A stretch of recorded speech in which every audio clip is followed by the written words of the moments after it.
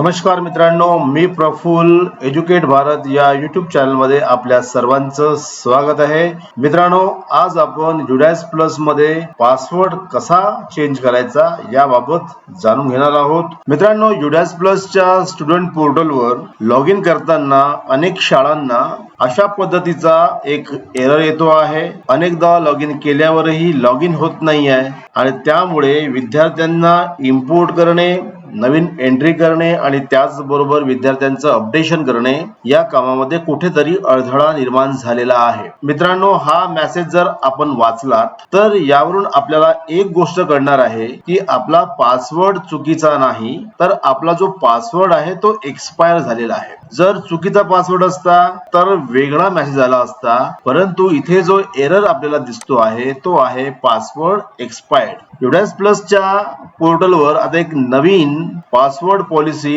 Launch करण्यात आलेली आहे. सिक्युरिटी पर्पज साठी ही पॉलिसी आहे आणि या पॉलिसी प्रमाणे आपल्या पोर्टलचा पासवर्ड प्रत्येक 180 दिवसानंतर चेंज व्हायला पाहिजे असा एक लॉजिक या पोर्टलला आता देण्यात आला आहे आणि त्यामुळे अनेक शाळांचे जे 2-3 वर्षा अगोदरचे पासवर्ड होते ते सर्व पासवर्ड आता एक्सपायर झालेले आहेत आणि त्यामुळे त्यांना लॉग इन करता येत नाही. आता जर ही अडचण आली असेल तर मग आपल्याला नेमकं काय करायचं आहे, तर या ठिकाणी सोल्युशन पण दिलेलं आहे. सोल्युशन जर आपण वाचलं तर आपल्याला त्यातून सोल्युशन पण कळणार आहे. Please log in into the school directory management module to reset your password. परत एकदा सांगतो आहे की आपला पासवर्ड चुकीचा नाही आहे, तर आपला पासवर्ड एक्सपायर झालेला आहे. आता आपण रिसेट पासवर्ड करण्याच्या भानगडीमध्ये पडू नये. रिसेट पासवर्ड करताना एखाद्या वेळेस जर मोबाईल नंबर चुकीचा असेल किंवा मोबाईल नंबर तुमच्या जुन्या मुख्याध्यापक किंवा शिक्षकांचा असेल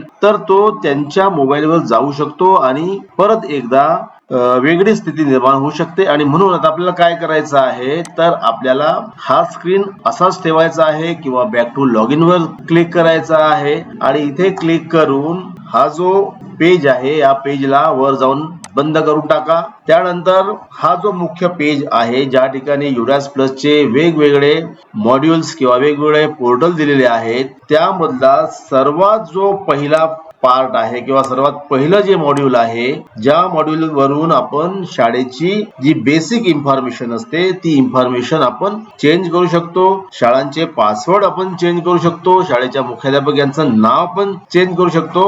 तर या लॉग इन वर आपल्याला क्लिक करायचं आहे. इथे क्लिक केल्यानंतर मित्रांनो अशा पद्धतीचा एक पेज येईल. या पासवर्डने आपण आजपर्यंत लॉग इन करत होता तोच पासवर्ड आपल्याला परत एकदा या ठिकाणी एंटर करायचा आहे, कॅप्चा एंटर करायचा आहे आणि मग लॉग इन वर क्लिक करायचा आहे. इथे क्लिक केल्यानंतर आपल्याला दिसून येईल की आपला जो पासवर्ड आहे तो अचूक आहे की चुकीचा आहे.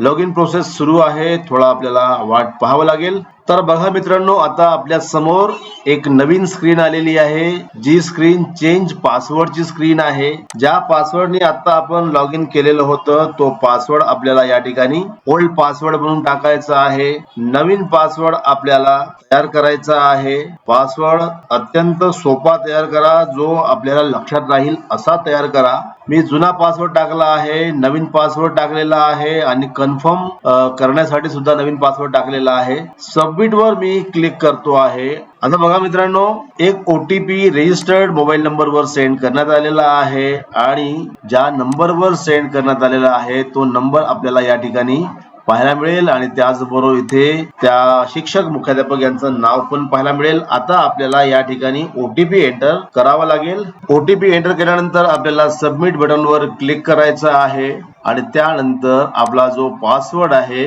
तो सक्सेसफुली चेंज झालेला आहे आणि आता नवीन पासवर्डने आपण लॉग इन करू शकता. परत एकदा आपल्याला युडास प्लसच्या या स्क्रीनवर जायचं आहे, स्टुडंट मॉड्यूल वर जायचं आहे, लॉग इन वर क्लिक करायचं आहे आणि त्यानंतर आपल्या समोर अशा पद्धतीचा एक स्क्रीन येईल. या ठिकाणी आपल्याला शाळेचा ID टाकायचा आहे, नवीन पासवर्ड एंटर करायचा आहे आणि कॅप्चा एंटर करून लॉग इन वर क्लिक करायचं आहे. आणि बघा मित्रांनो, आता आपल्या शाळेचं स्टुडंट पोर्टलचं लॉग इन झालेला आहे. आपल्या समोर शाळेचा डॅशबोर्ड आलेला आहे. अकॅडमिक इयर आपल्याला पाहायला मिळत आहे आणि अकॅडमिक इयर 2025-26 ला जाऊन आपल्याला आपल्या शाळेचा डॅशबोर्ड बघायचा आहे. आपल्या शाळेमध्ये असलेली विद्यार्थी निहाय पटसंख्या सुद्धा तपासून घ्यायची आहे. मित्रांनो, ही मेथड केल्यानंतर सुद्धा जर आपला पासवर्ड रिसेट होत नसेल किंवा जर आपण log in for school directory user management वर क्लिक करून सुद्धा जर आपल्या शाळेचं लॉग इन होत नसेल आणि इनव्हॅलिड युजर आयडी पासवर्ड असा मेसेज येत असेल तर मग मित्रांनो आपल्याला ब्लॉक लेवलला कार्यरत असलेले डेटा एंट्री ऑपरेटर किंवा ब्लॉक MIS कोऑर्डिनेटर किंवा डिस्ट्रिक्ट कम्प्युटर प्रोग्रामर यांना संपर्क करावा लागेल आणि ते त्यांच्या लॉग इनला असलेल्या वेगवेगळ्या प्रोव्हिजनच्या माध्यमातून आपल्या शाळेचा पासवर्ड रिसेट करून देतील. मित्रांनो, राज्यातील सर्व शिक्षक मुख्याध्यापक यांनी आपल्या UDAS प्लस चे पासवर्ड अचूक करून घ्यावे, अपडेट करून घ्यावे आणि त्याचबरोबर UDAS प्लस मधील सर्व विद्यार्थ्यांची माहिती अपडेट करून घ्यावी, विद्यार्थ्यांना इम्पोर्ट करून घ्यावं, त्यांना ड्रॉपबॉक्स मध्ये टाकावं आणि त्याचबरोबर जे विद्यार्थी 12वी मध्ये आहेत किंवा 12वी आणि त्याचबरोबर जे विद्यार्थी 12वी पास होऊन निघून गेलेले आहेत त्यांना ड्रॉपबॉक्स मध्ये जाऊन त्यांची माहिती अपडेट करून घ्यावी. मित्रांनो, संच मान्यतेच्या दृष्टीने UDAS प्लस च्या स्टुडंट पोर्टलवर विद्यार्थी अपडेट करण्याची प्रक्रिया अत्यंत महत्त्वाची आहे आणि UDAS प्लस ला जेवढे विद्यार्थी असतील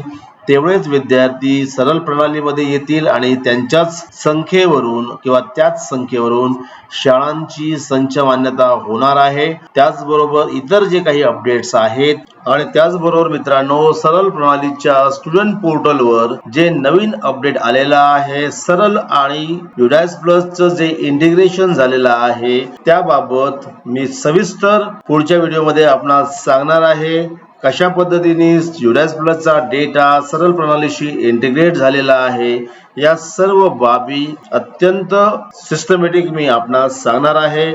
आणि त्याचबरोबर माझी आपणास विनंती आहे की आपण जर एज्युकेट भारत या चॅनलला अद्याप सबस्क्राईब केलेलं नसेल तर तात्काळ आपण सबस्क्राईब करून घ्यावं, कारण सबस्क्राईब करायला कोणताही खर्च येत नाही.